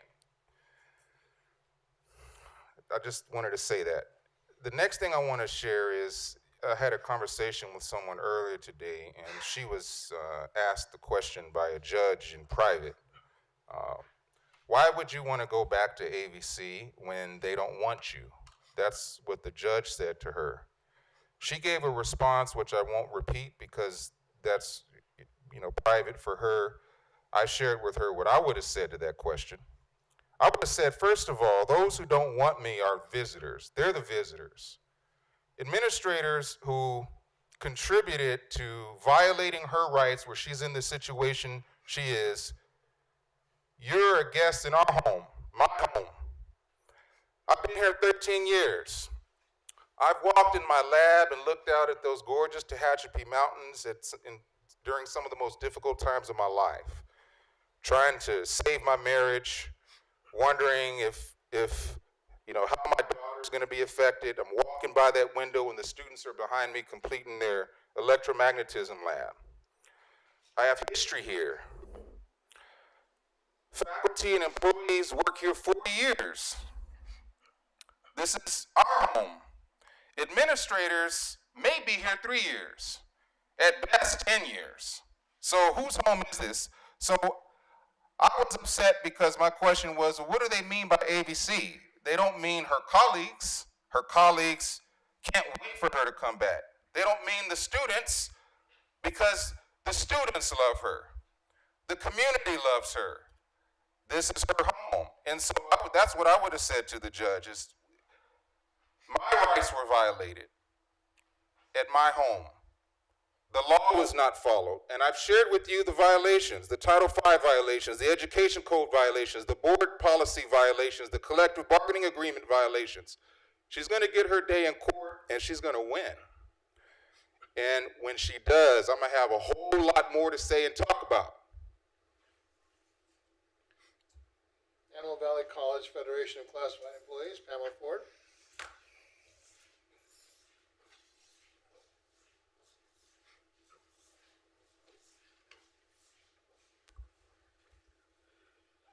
Well, it's nice to see that we completed something, this building. And it is a nice building, but I like ours better. Student services. I want to say congratulations to Christy Lada Salazar. I have had the privilege of working with Christy in the STAR program for 2 years now. And Christy, I am most certain with the kind of person you are, you're going to make your constituents proud in your role as student trustee. So congratulations. I'd also like to congratulate this year's Leadership Academy members. It's an interesting process and it's valuable and worthwhile. We, the Classified Federation, funded 2 scholarships for students through the foundation, which is something we do annually. On April 26th, I attended the wine walk. It's always a lovely occasion. Diane and her staff work tirelessly to ensure the event is enjoyed by all. They do a marvelous job. I am entering my 3rd year as panelist on the Chancellor's Consultation Council. And in that role, I represent classified employees all across the state of California and meet directly with the Chancellor. And we received a message from Chancellor Christian addressing higher education accreditation system, better alignment of education with the evolving labor market, and a task force to integrate artificial intelligence education into the K-12 system. She also sent us a call for engagement to constituent groups to sign and support. There's much to do, and I'm excited to be a part of supporting her initiatives in support of Vision 2030. And classified are on the map again because I've been selected by the CFT and the State Department of Education to serve on the staffing ratio work group. The work from this group will be sent to the state legislature to ensure staffing levels. I've reached out to the district for an accurate list of all classified positions and job families to ensure all classified positions here at Antelope Valley College are accounted for. In addition to this, I will be requesting the district staffing ratio, if we have one. This comes at a good time since we're getting ready to enter into negotiations. Also, at the convention, the CFT convention this year, Dr. Jason Bowen submitted his candidacy for CFT president. His speech, which addressed the slate voting and ignited a stir in the attendees and caused them to rethink their votes, creating an upset and managed to receive a few thousand votes. This is not the end for Jason, but the beginning, because he wants to see change within the organization that reflects support and strong representation at the local level. Each community college is considered a local within CFT. And the reason why there's an interest in this is because I agree that there's a lot of spending on both sides for legal fees, which is totally unnecessary. But what we need is to find a way to work together. And that's why I addressed earlier about the frisk training, because it is valuable for all employees. I think that not only should management participate in this, but also classified, because I think that knowing both sides helps you to understand what's going on. And it'll surprise a lot of employees about really what's expected from management. But this needs to be encouraged by you, the board. You're the ones that can bring us back to center and help us build a bridge. Mr. Wang, I appreciate your comments about the construction and things that are addressed within legal. I understand that. I learned that a long time ago. But Title IX has nothing to do with buildings. And my concerns about the contract for AALRR strictly have to do with the fact that we're spending so much time in legal that we're not spending time sitting down and talking and resolving issues. And I don't mean any disrespect to you, but it'll be nice when we get back to a day when we don't have to see you up there. And I mean that friendly. I agree. Okay, so I just think that we all need to find a way to work together. You want us to come up here, you want us to make announcements, you want us to talk about the positive things that are going on here at AVC, and there's a lot of positive things, but what you're forgetting is a lot of these employees that you're meeting out this discipline on were students. They started here as students. When I went here as a student, when you're at an institute of higher learning, you look at this place and you think, oh man, this is a place where minds are open. We have an opportunity to think, to grow, to advance as individuals. I want to work there someday. But who wants to work in a place where you don't make it 6 months and you're gone?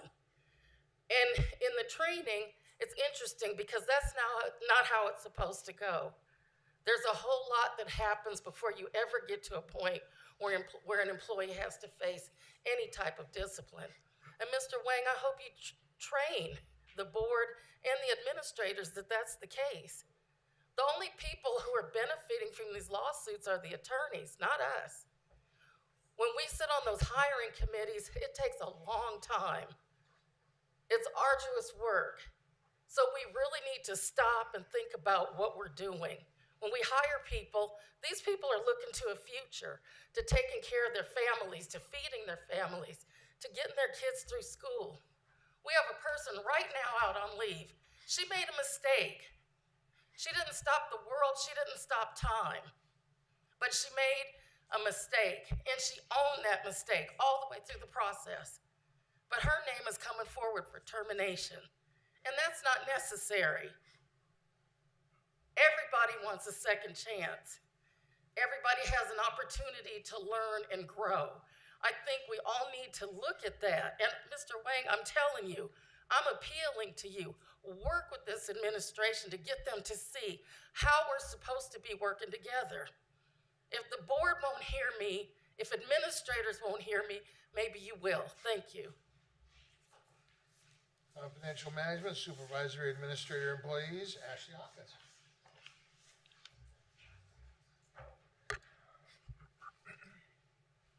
Good evening. Yeah. Good evening, members of the board, President Zealot, and colleagues. I also want to say congratulations to Ms. Salazar. I've had the pleasure of working with her as well. The women that were sitting behind me when you got sworn in were asking, what was her name? What was her name? And I turned around and told it, and I said, you won't forget it. She's such a rock star. She represented students in her previous role, and I've been at the college almost 11 years, and I changed a rule, a policy, a function in the Learning Center, and it impacted students. And Christy scheduled a meeting with me, came and met with me. We had a conversation. We had a solution at the end of the day. Students were fixed, no harm, no foul. But the communication that she created, I was so impressed that an issue came to her and she did the work to resolve it. So you are on the start of an amazing journey, and we are all happy to have you here. I do also want to acknowledge take a moment and recognize Mother's Day, which we celebrated yesterday. While it's a hard day for many and a great day for others, we honor so many mothers, grandmothers, caregivers, and mentors in our campus community, remembering that mentorship is a form of motherhood and a form of caring. We provide that throughout our community, and the dedication, compassion, and strength make a lasting impact, both here on the campus as well as at home. Thank you all so much for everything that you do. As we near the end of the academic year, CMSA also wants to acknowledge the incredible efforts of our classified professionals, confidential employees, managers, supervisors, administrators, and faculty. This time of year brings its own sets of challenges, from finalizing programs and services to preparing for graduation, closing out budgets, supporting our students through the finish line, and getting all of those pre-commencement celebrations underway. Yet through it all, we all continue to show resilience, leadership, and an unwavering commitment to student success. We are truly proud of the collaborative work effort happening across campus and remain focused on continuing professional development, echoing what Pamela said, more training can only help, advocating for the needs of our members, and supporting the college's mission. As always, we thank the board and college leadership for your partnership and continued support. Thank you. Associated Student Organization, Renee Lynn Wilson.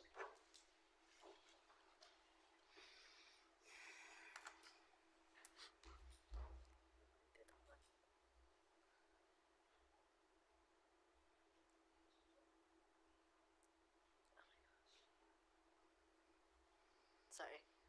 All right. Okay. Good afternoon. Is this on? No. Good afternoon, Board of Trustees, President Zealot, Legal Counsel Patty, and our new student trustee, Christy. As someone who has worked with her before, I'm very excited to see what she does in her position. On the financials for ASO, for the month of April, ASO awarded $1,999 in ASO emergency grants, bringing the total grant awarded for the year to $31,998. We are funding $10,719 towards the Palmdale Center Block Party. That will be this week, May 15th, and we also have a table there, so you'll see us there too.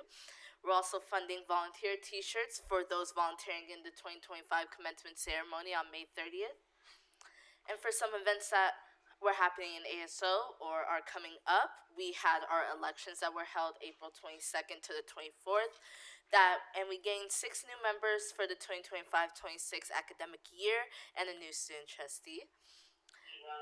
May is also Language Celebration Month, and ASO will be hosting several events this week to celebrate and raise awareness.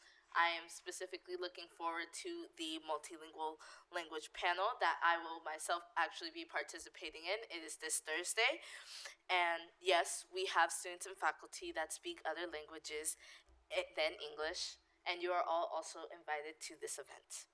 May is also AAPI month, and ASO will also be hosting a AAPI trivia game tomorrow, May 13th, in the ASO space in the hub.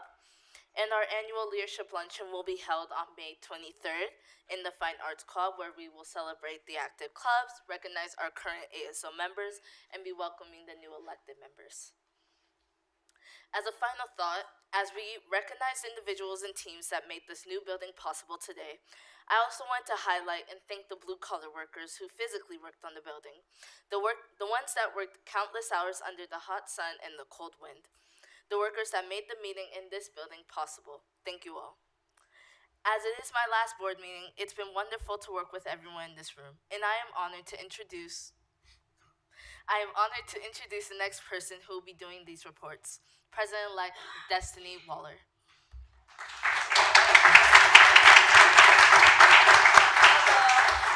Thank you for having me. I'm honored to work with you guys. Thank you.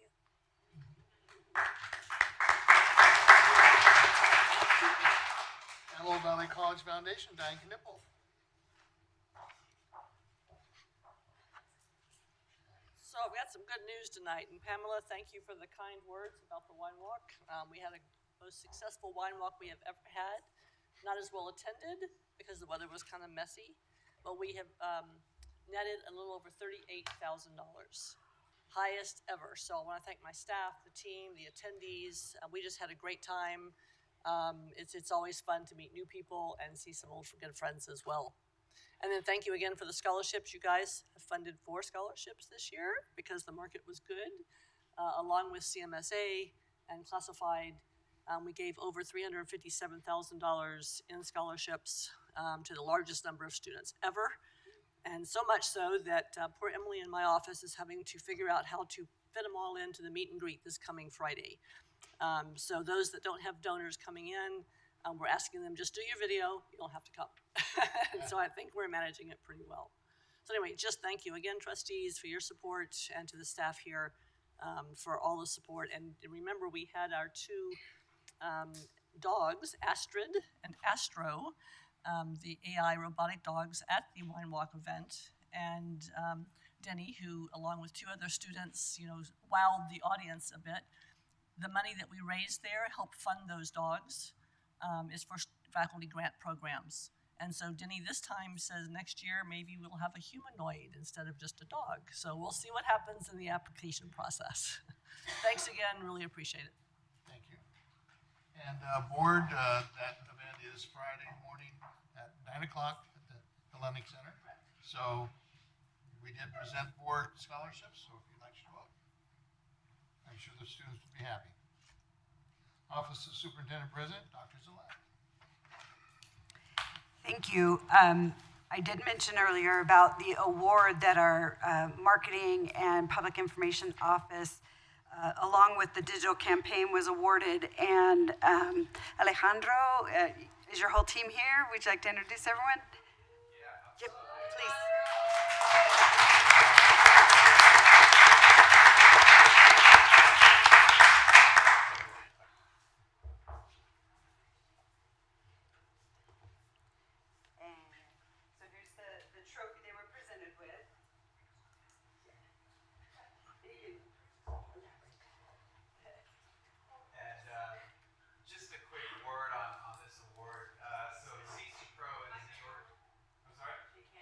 Use my mic.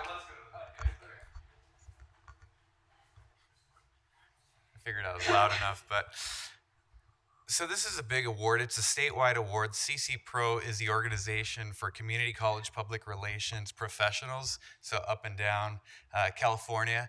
And so this award was particularly for our digital and social media advertising campaign that we ran last year. And the reason we won the award wasn't because the ads looked pretty. It was because there was hard evidence that they generated millions of impressions, tens of thousands of clicks, and tens of thousands, most importantly, to what you were asking earlier, conversions. The conversions for this campaign were defined as 2 things. 1, we allowed folks to express an interest in requesting more information. So there was the option basically where if they're not convinced, they've seen the ad, they've seen the information on our landing page, and they just feel like they need to learn more about the college before they can click the Apply Now button. And so that was one of the conversions that they considered. The second was that they actually saw enough information on the landing pages that we created for the campaign, and that they ended up clicking the Apply Now button. So there is evidence showing that people who saw the advertisements and clicked on them from social media or from digital ads, visited our landing pages, and ultimately either hit the Apply Now button or requested more information, and they're going to be getting follow-up calls from our Palmdale call center. So there's a lot of coordination that goes into that. But before I even move on with that, I do want to recognize Denise Bears, who's our graphic artist. She did a lovely, if you guys saw the race car earlier, what wasn't mentioned is that Denise designed that race car and the welding trailer. The race car she did like in a matter of 4 or 5 days because we were trying to make sure that the car made it to the Poppy Festival. And so I do want to acknowledge Denise is such...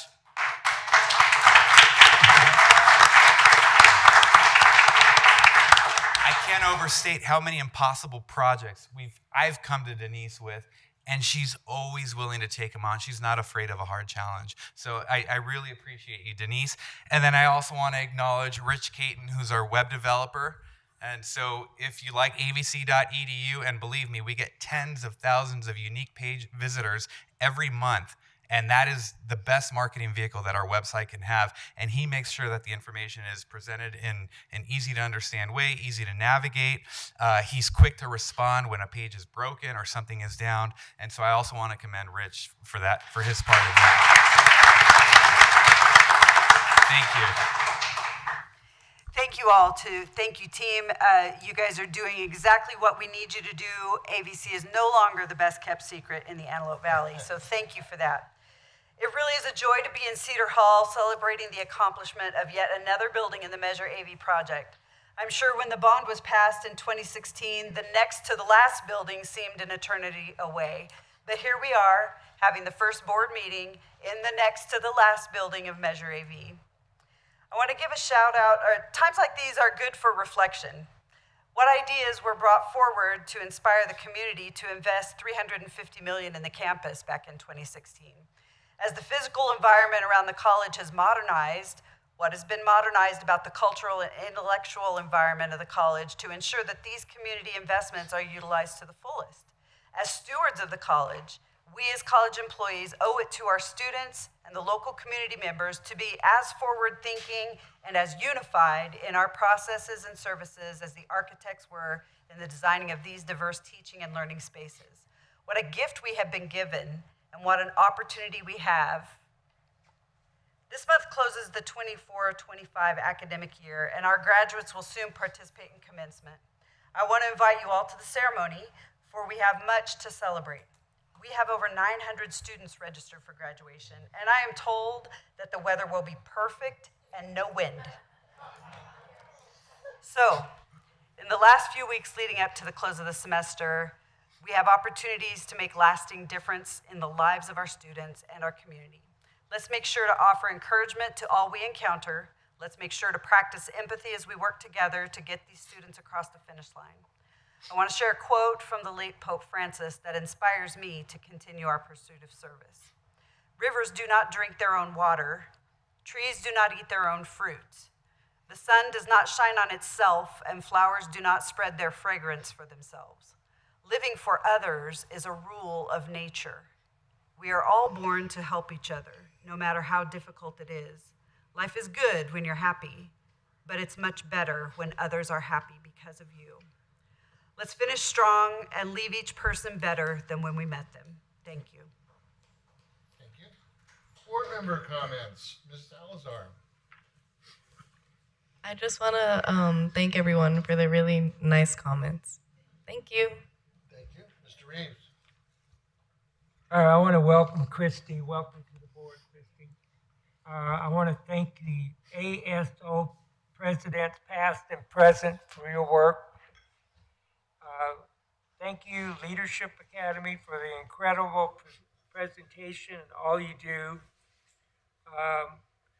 In response to Ms. Ford, who said classified doesn't get recognition, I want to say that classified has the cleanest restrooms in the world on this campus. And thank you. And I want to leave tonight with a thought about Allison Catlin, who was a reporter for the Antelope Valley Press.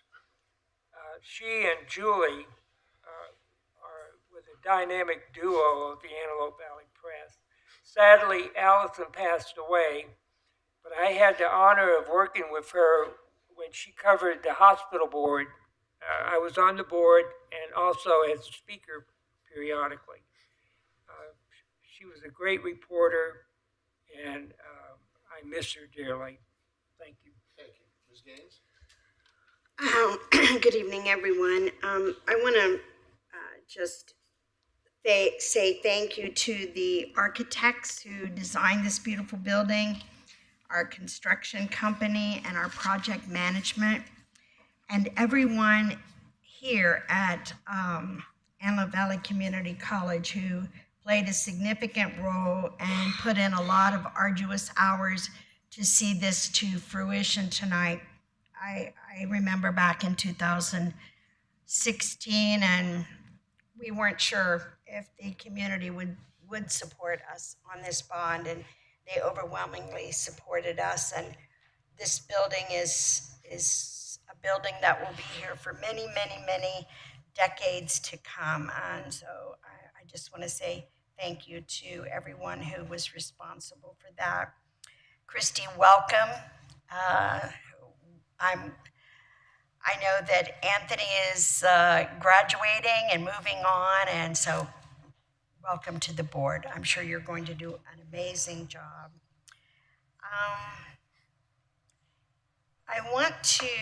I've been sitting here thinking about whether I would bring this up, but I'm afraid, Ms. Ford, I'm going to have to.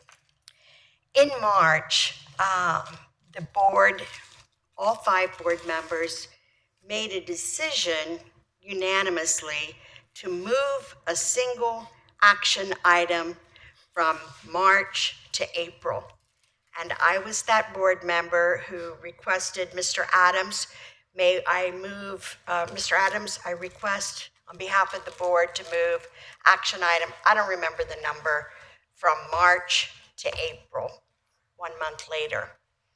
In April, Ms. Ford, you got up and you accused me of limiting the negotiating time to 30 days. I had no idea where that came from. I immediately questioned the president of the college, questioned my colleagues on the board. What was Ms. Ford talking about? I only moved one action item because we all agreed it needed to be moved. That was, in my opinion, embellishing what was done that evening. Frisk book, the F of Frisk, stands for facts. And I think it's very important that when we get up and accuse each other of doing so many right or wrong things, that we really try to state the facts. Last month, I was told by my son, who doesn't live in the Antelope Valley, that a parent of a visiting baseball team whose son happens to be a pitcher was overwhelmingly impressed with the baseball field at Antelope Valley Community College. I brought this to the attention of Mr. Buffalo because I know, having served on the board with Mr. Buffalo since 2013 when I was elected, that he is a die-hard baseball fan. I unfortunately, to my mistake, do not know all the classified employees who work on that field. I wish I did, Ms. Ford, I wish I did, so I could have personally brought that to the attention and thanked every single one of them. But my intention was very good. I know that it is the classified staff who keeps that baseball field looking immaculate to the point where it is perceived as an equivalent of a D1 field. No harm was intended on my part talking about that field. So I just feel like collaboration and trust are very critical for the future of this college, but I think it's also, there are 2 characteristics that work from both sides, and that's all I'm going to say. Thank you. Mr. Buffalo. Welcome aboard, our new student board member, and I'm sure you'll do a great job. We've had a whole series of great student board members over the last, I think, 20 years. It's been amazing, and you guys keep getting smarter. You know, it's scary. I like the idea of creating a special place on campus. That's really a cool idea, which they talked about earlier tonight. And it's actually called placemaking. There's a fellow out of Boston that wrote a great book on it. And I will try to acquire that book for the college. I used to have it, but I gave it to a councilman. He never gave it back. So don't hand away your books that you may need in the future, right? So I also want to say, I think it's a great idea to do a farmer's market on campus. I'm aware of the COC market. I helped start the Lancaster Boulevard market, which was good, and I think that group's done a great job down there. You know, people say a lot of things, and I wish it was as simple as sometimes people go out to the mic and present it. But it's not. It's a lot more complicated than that.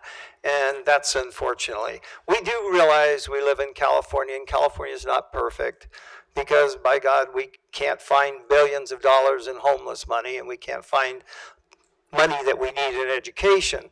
So hopefully they'll get it worked out. Maybe by fall we'll actually know how much money we will get from the state of California. But I appreciate all you guys giving your input. I appreciate the students in particular. And I thought the wine walk was great. I'm still waiting for my margaritas and chips and guacamole, but it's something to ask for every year. Thank you. Thank you. There is no need to go back into closed session. And the date of our next meeting is June 9th, 2025. This meeting is adjourned.